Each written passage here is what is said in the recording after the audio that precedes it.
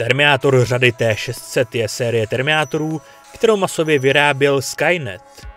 Terminátoři T-600 jsou některými vojáky odboje označováni jako gumáci, protože sloužili jako rané infiltrátory vybavené základními bojovými endoskelety z titanové slitiny, které byly někdy potažené syntetickým latexem. V důsledku gumového potahu kůže mohli bojovníci odboje T-600 v terénu snadno rozpoznat. Někteří vojáci odboje však mohli být oklamáni, že se jedná o lidi, zejména na dálku ve tmě.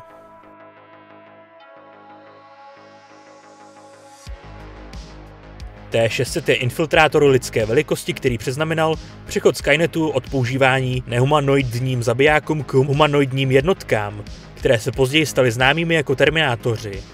T-600 používal endoskelet z titanové slitiny, který byl sice odolný proti poškození, ale byl zranitelný teplem. Skynet tento problém napravil tím, že u svých pozdějších modelů použil slitinu koltanu, protože měla vyšší bod tání. Jednalo se o sériově vyráběné humanoidní bojové jednotky, které Skynet vyrobil podle původních návrhů a testovacích modelů společnosti Cyberdyne Systems Corporation. Endoskelet T-600, který měří téměř 2 metry a váží téměř 800 kg, je velmi výkonný a dokáže zvedat předměty téměř 5krát těžší než jeho vlastní váha nebo prorazit beton a kov bez poškození. T-600 je schopen pohybovat se konstantní rychlostí téměř 60 km v hodině s krátkými nárazy až 75 km v hodině. Tyto rychlostní skoky však zatěžují hardware a klouby nožní sestavy. Vzhledem k nedostatečnému technologickému pokroku v době jejich vzniku a povaze logiky Skynetu je Terminátor série 600 vyroben s hladkou latexovou gumovou kůží, aby se skryla jeho mechanika a ne s živou tkání, kterou použil nástupce Terminátora série 800. Díky této skutečnosti je Terminátory série 600 snadné rozpoznat a tedy i zneškodnit. Gumová kůže však byla jistě účinná v případě omezené viditelnosti. Terminátoři řady 600 byli infiltrátoři, kteří se stali podnětem pro konstrukci Terminátorů řady 700, z něhož se vyvinul Terminátor řady 800. V roce 2029 byla série 600 považována za zastaralou a vyřazenou z výroby. Byla náchylná k poruchám a již nebyla napojená na Skynet, v důsledku čehož T-600 již nemohlo hlásit pozorování nepřítele. T-600 s gumovým potahem byly někdy označovány jako T-650. Terminátora řady 600 lze v podstatě považovat za zjednodušenou a odlehčenou verzi Terminátora T-500 s vylepšeným procesorem a kompletně přepracovanou hlavou, která má téměř lidský vzhled a pracovní čelisti. Tento design se přenesl i do nástupců jednotky, jako je T-800. Důvodem bylo pravděpodobně to, že endoskeleton podobný lidskému usnadňoval, aby živý masový potah pozdějších Terminátorů skutečně vypadal, jako by pod ním byla skutečně lidská kostra, na rozdíl od předchozích, objemnějších modelů, u nichž se mohl potah vyboulit.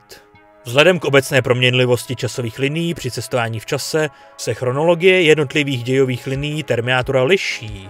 Například v původní časové linii byl Skynet aktivován a soudný den nastal v roce 1997, zatímco v časových liniích Rise of the Machines, Salvation a Sarah Connor Chronicles byl soudný den odložen, kvůli čemuž byla aktivace Skynetu přesunuta do období po roce 2000, například v roce 2003, 2004 a 2011, i když se stlačeným tempem vývoje Terminátora.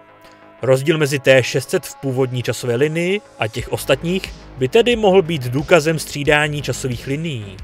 Navíc v časové linii Rise of the Machines již americká armáda a Cyber Research Systems stavěli prototyp T-600 a vyvíjeli také Terminátora T-800. V časové linii The Redemption byly některé prototypy dokončeny do roku 2003.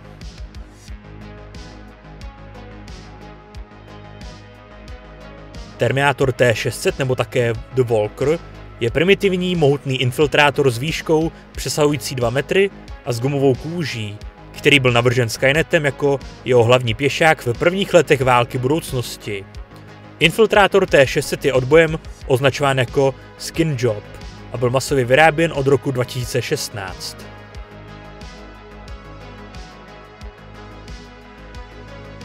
Šestistovka má 3 provozní režimy: přímý, automatický a autonomní. 600 může být řízena obrannými počítači Skynetu jako vojáci ve válečné hře, může automaticky reagovat na nejrůznější předem naprogramované podmínky, nebo mohou být jednotlivé jednotky ponechány vlastnímu řízení a jednat samostatně po celé měsíce a pročesávat ruiny na rozsáhlých místech vyhledávání a ničení. T-600 je obvykle viděn vyzbrojen, pravděpodobně, Skynetem vylepšenou variantou moderního minigunu M134, který zřejmě není pevně připojen a je namontován na jeho rameni. Někteří terminátoři T-600, například T-600 z Los Angeles, byli vybaveni granátometem na levé paži. Při některých příležitostech nesl T-600 jiné zbraně, například F-2000 místo minigunu. Ačkoliv minigun není přesný, poskytuje velkou palebnou sílu, jak je vidět, když T-600 pronásleduje Markuse a Kyla. T-600 je známý tím, že hraje mrtvého, aby člověka nalákal na falešný pocit bezpečí a pak zaútočí. Také si ustřelí vlastní končetiny, pokud se dostane do pasti. T-600 má ve svém kloubu zabudovaná elektromagnetická jádra, která mu pomohou se znovu sestavit, pokud mu ustřelí ruce nebo nohy z jeho těla.